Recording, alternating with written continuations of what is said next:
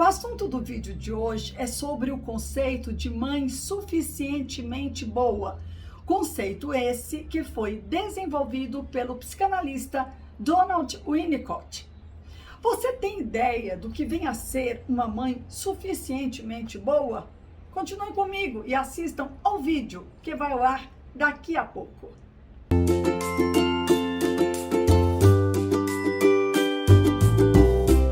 Olá, pessoal! Que bom que vocês continuam prestigiando o Infinito Afeto, canal criado para que a partir de um diálogo com a psicanálise fosse possível pensar, questionar e refletir sobre assuntos que tanto têm desestabilizado pais e pequenas crianças da primeiríssima e da primeira infância, da pós-modernidade ou da modernidade tardia, como se referem alguns autores à contemporaneidade. Hoje eu vou comentar a conclusão, por sinal bastante adequada e pertinente, a que chegou uma seguidora do Infinito Afeto a partir dos posts do Instagram.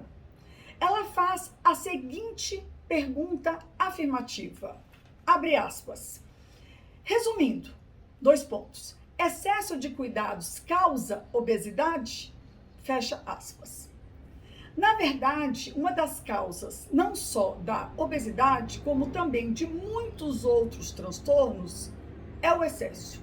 O excesso de oferta de alimento, o excesso da falta do alimento, o excesso ao atender todos os desejos da criança, sem que ela tenha a oportunidade de experimentar a frustração da falta de atenção, o excesso do cuidado, o excesso da falta de cuidado e o excesso da presença do outro e a ausência da alteridade. E o que vem a ser a alteridade? Alteridade é justamente o espaço que se dá para o outro se manifestar e ser reconhecido como alguém que é diferente de mim. A alteridade é provocada pela presença do outro e, no caso do bebê, a ausência do bebê. Por exemplo, quando a mãe fala ou brinca com o bebê e esse presta atenção.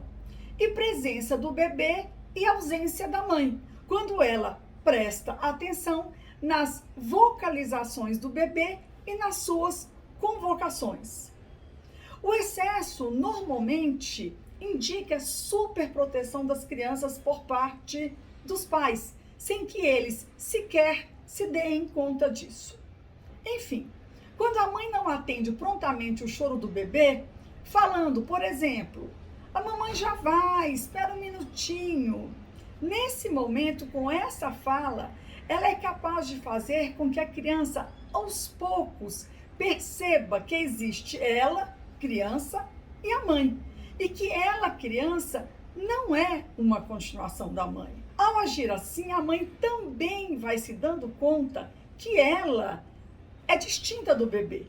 Essa atitude da mãe gera na criança um sentimento de desagrado, que pode ser traduzido por uma frustração, e que apesar de incômodo o sentimento, é muito importante para a constituição psíquica da criança, tornando-a mais resiliente. Vai ajudá-la a ser capaz de retomar o equilíbrio original, mesmo depois de ter passado por alguma desorganização emocional. Lembrem-se que resiliência não significa o mesmo que resistência. Resiliência é um termo tomado emprestado da física pela psicologia para explicar aquelas pessoas que recuperam o equilíbrio emocional anterior, mesmo depois de submetidas a um estresse. O conceito de mãe suficientemente boa, criado pelo Winnicott, portanto, mostra o quão importante é para a criança não ser atendida rapidamente, não ter todas as suas demandas prontamente atendidas. As crianças precisam experimentar a frustração, experimentar a falta, experimentar um tempo de espera e os limites. É claro que, como já vimos, a estruturação psíquica do bebê começa a partir da primeiríssima infância, momento no qual, diante da dependência absoluta do bebê para com outro cuidador e para que haja uma melhor compreensão das necessidades dele, é importante que exista uma identificação por meio de um laço afetivo do outro cuidador com esse bebê. Este momento de identificação com o bebê, o Winnicott denomina de preocupação materno-primária e se caracteriza como um estado de verdadeira fusão emocional da mãe, normalmente o primeiro cuidador, com o bebê e do bebê com a mãe. Esse é o momento no qual mãe e bebê se sentem simbioticamente ligados. Daí a importância da presença da mãe no tempo de constituição psíquica do bebê, sempre levando-se em conta a alteridade entre um e outro, entre a presença de um e a presença do outro. É a mãe, no papel de outro cuidador, quem prestará ao bebê as suas sensações subjetivas do que para ela representa conforto, desconforto, dor de barriga, dor de ouvido, sono e também fome. Por exemplo, será a partir de suas referências subjetivas pessoais que a mãe vai nomear para o bebê o que ela imagina que ele esteja precisando ou sentindo, diante de um bebê que está demonstrando inquietação ou choro. Portanto, para aliviar o desconforto do bebê, a mãe vai ofertar o que ela pensa que o bebê necessita, sempre do ponto de vista dela, uma vez que o bebê ainda não está na linguagem. Diante do desafio de ser uma mãe perfeita, que muitas mães impõem a si mesmas, tarefas como, por exemplo, evitar que o bebê chore diante de qualquer incômodo faz parte. Com isso, não permite que o bebê vivencie o sentimento de frustração.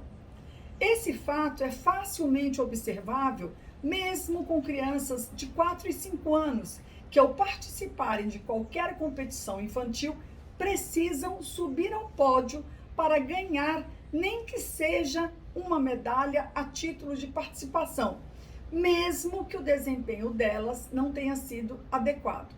Os pais não suportam se confrontar com o fracasso do filho e também não suportam que a criança se confronte com o seu insucesso. Portanto, é necessário deixar que o bebê manifeste seu desconforto, para só então a mãe interpretar o que ele quer. Quando isso não acontece, muitas vezes o seio e a mamadeira são ofertados independente do bebê estar com fome, levando-o a associar qualquer desconforto que ele tenha ao ato de se alimentar e a um momento de prazer.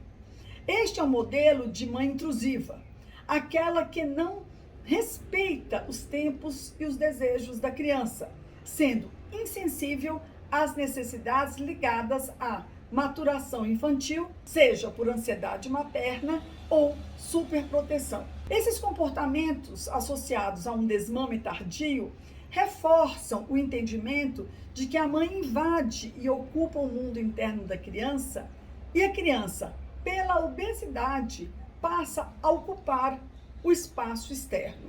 Para além do fato da importância de alimentar o bebê, também é importante estar atento às pausas entre as mamadas e à maneira como o bebê é acolhido no colo. O toque sempre se levando em conta que o bebê é um sujeito de desejo. Nesse ponto, uma mãe suficientemente boa deve ter o equilíbrio para prover o que for o necessário e deixar o bebê se expressar por meio da falta. Ela deve perceber e procurar satisfazer as necessidades da criança, procurando não interferir no processo de maturação pelo qual é fundamental que a criança passe. A mãe suficientemente boa não é aquela mãe perfeita que não falha nunca. Como dizia a mamãe, eu não sou santa e posso errar sem padecer no paraíso.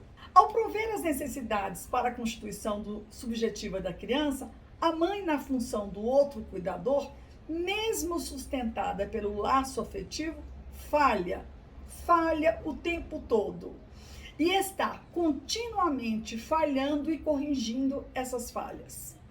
Na medida em que na relação da constituição psíquica do sujeito se dá espaço para a alteridade, interroga-se o desejo, provoca dúvidas e fica-se mais suscetível à compreensão e ao entendimento das diferenças que há entre o bebê e o outro que o está constituindo.